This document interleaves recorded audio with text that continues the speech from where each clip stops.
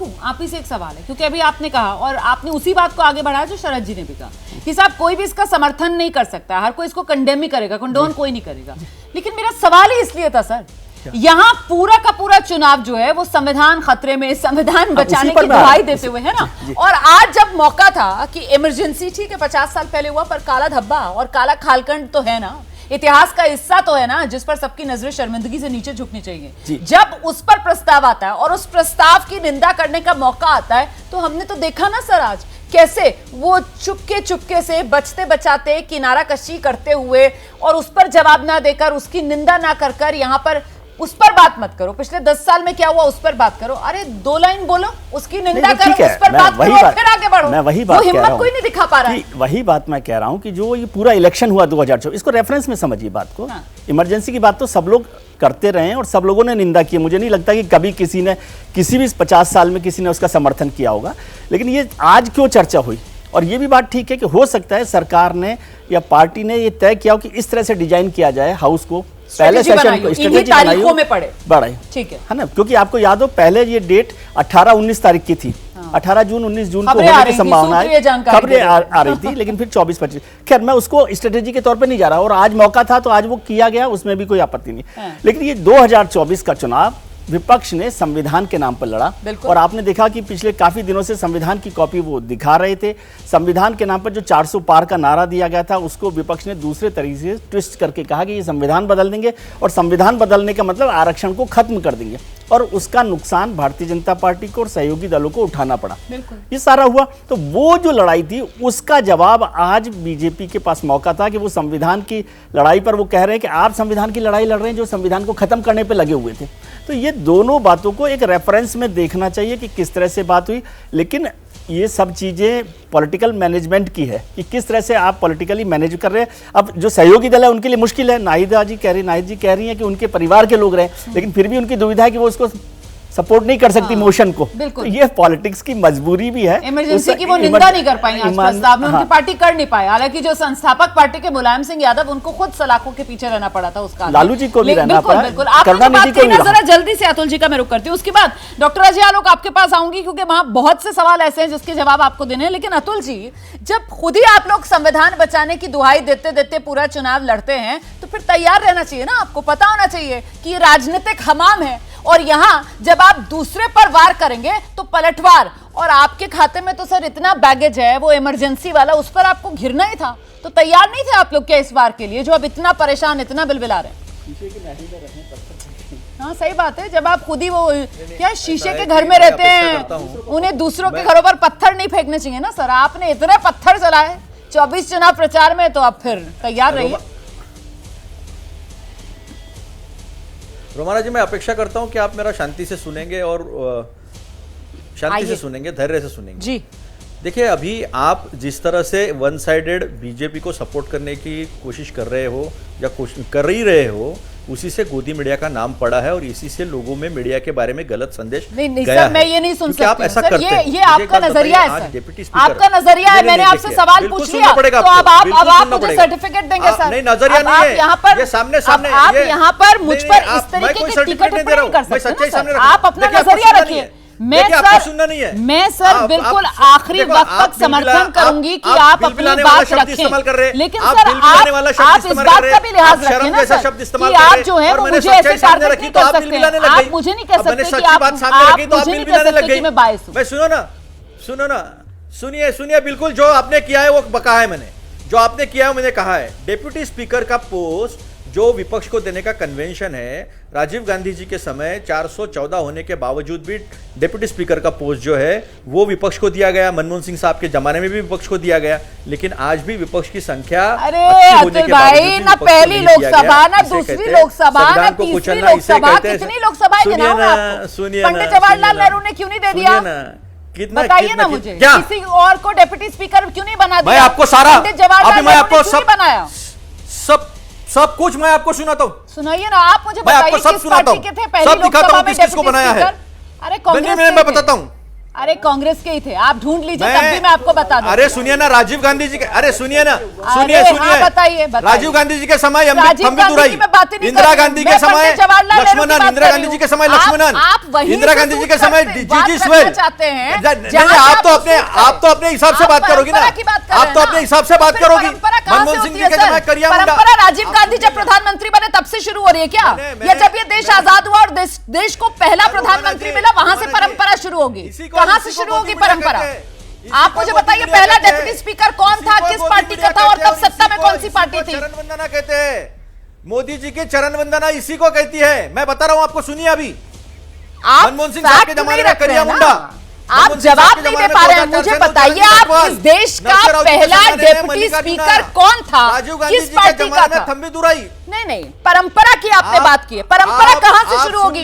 आजाद हिंदुस्तान की परंपरा 1952 पहले लोकसभा चुनाव और पहली विधानसभा, पहली लोकसभा से शुरू होगी या राजीव गांधी से शुरू होगी? गोदी मीडिया कहते हैं। नहीं सर, फिर इसी को इसी को भक्ति गोदी कहते मीडिया हैं कहते हैं। सर, फिर इसी को गांधी परिवार की भक्ति कहते हैं। कि मीडिया में क्या डिबेट चलेगा, इसी को गांधी परिवार की भक्ति कहते हैं सर, कि आप राजीव गांधी से आगे पीछे कुछ देख ही नहीं पा रहे हैं। उदाहरण रख रहा हूं सर, पंडित उदाहरण जवाहरलाल रख रहा नेहरू हूं। का दौर भी याद कीजिए ना। उदाहरण रख रहा हूं, परंपरा गांधी कहां से परिवार में शुरू कम से होगी? कम शहादत हुई है।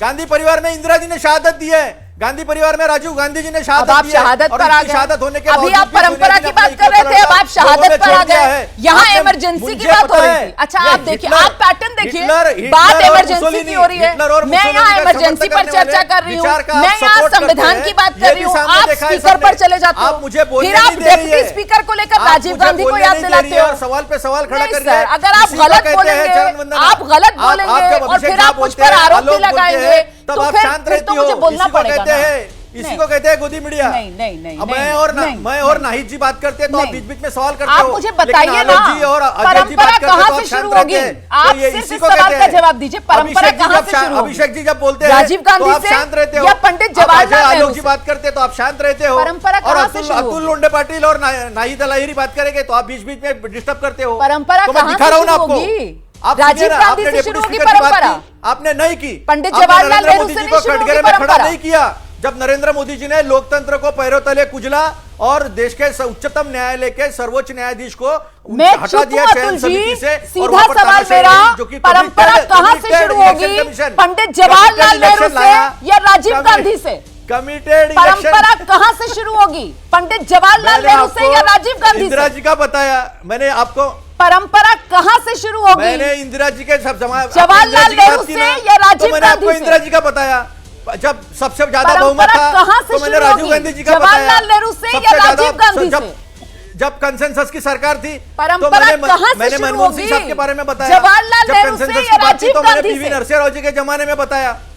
अरे इसी को तो कहते हैं गोदी मीडिया। मैं लगातार एक सवाल का जवाब गोदी पूछ मीडिया रही हूं कहते आपसे हैं और आपके कि पास आई जवाब है नहीं है सर। एक प्रेस एक जवाब नोट आई नहीं है है सर, जवाब एक नहीं है नोट सर। आई है कोई बात एक नोट आई कोई बात है नहीं। जवाब एक नहीं है नोट आपके आई पास। है पीएम ऑफिस से परंपरा जो कहां बिना से बिजनेस शुरू होगी? ट्रांजैक्शन से ओम परंपरा बिरला जी ने कहां शुरू से की शुरू है होगी? पंडित और उसी को जवाहरलाल नेहरू पूरा या मीडिया राजीव आज गांधी? कंटिन्यू कर रहा है। इसी को कहते हैं गोदी media, committed media, committed bureaucracy, committed media, committed election commission, everything is committed. और दिख रहा है कि शुरुआत हो गई है, लेकिन चिंता ना करो, अभी विपक्ष जो है वो मजबूत हुआ है और हर बात का हर सवाल का जवाब पूछा जाएगा। नहीं, नीट को कहीं खत्म ऐसा करना ना हो चाहते सर कि वो आरोप जो सामने वाले पक्ष पर आप लगाते हैं अहंकार वाला, उसी में आप खुद का डूबे हुए नजर आए। क्योंकि यहाँ अगर आपसे सवाल पूछे जा रहे हैं अभी जब आपके थोड़े नंबर बढ़ गए सर, तो आप लोग इतना परेशान हो जाते हैं सवालों से।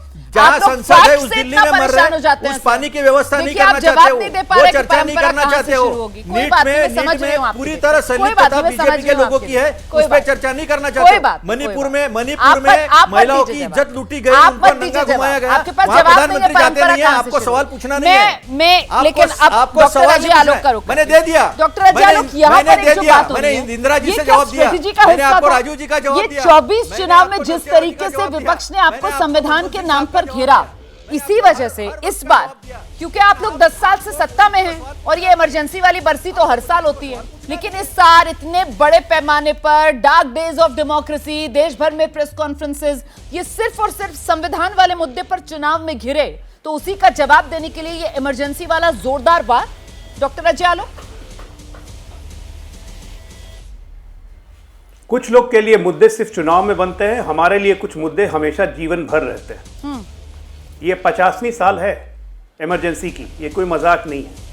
और रोमानंद जी, जब सवाल आपके चुपते हुए होते हैं ना, तो लोगों के पास जवाब नहीं होता, तो चुभन बहुत ज्यादा होती है।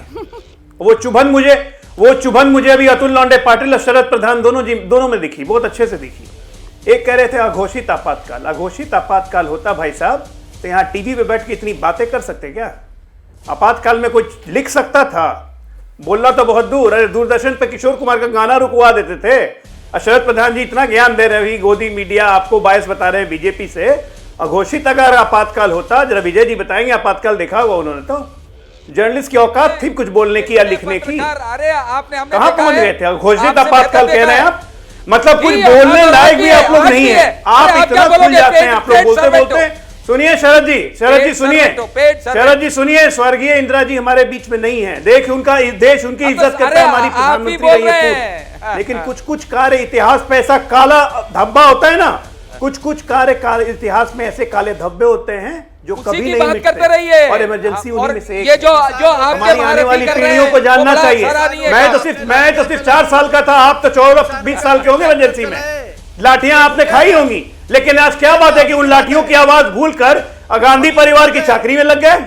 आज क्या बात हो गई ऐसी कि मुलायम सिंह यादव, जिनको इतनी लाठियां पड़ी, वो जेल में अंदर रहे, 3 साल बंद रहे, आज उनके पुत्र राहुल गांधी के साथ घूम रहे हैं। क्या बात है? लालू यादव के पुत्र, जिनकी बेटी का नाम मीसा पड़ गया, ऐसी कौन सी? ठीक है सर, समय आज इतना ही है। बहुत बहुत शुक्रिया आप सभी का आज की इस चर्चा में हमारे साथ जुड़ने के लिए। मेरा सिर्फ इतना कहना है कि इतिहास में इंसान जो गलतियां करता है और एक समाज और एक देश के तौर पर जो गलतियां हुई होती हैं, अगर उनसे सबक ले लिया जाए और ऐसे मौकों पर उन्हें याद कर लिया जाए तो फिर शायद भविष्य संवारने और सुधारने का एक सुनहरा मौका सामने रहता है। आज वो दिन, आज वो मौका, लेकिन आज के मौके पर भी किस तरीके का आर पार यहाँ पक्ष और विपक्ष के बीच देखने के लिए मिला, आपने देखा। जैसे ही घड़ी का काटा दोपहर 2:30 पे आए, बबीता जी का दिल सास बहू साजिश के लिए मचल जाए।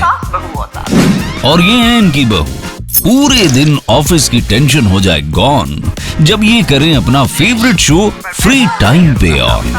इनकी तरह आप भी देखें अपना फेवरेट शो अपने टाइम पर और डाउनलोड कीजिए एबीपी लाइव ऐप अपने स्मार्ट टीवी पर।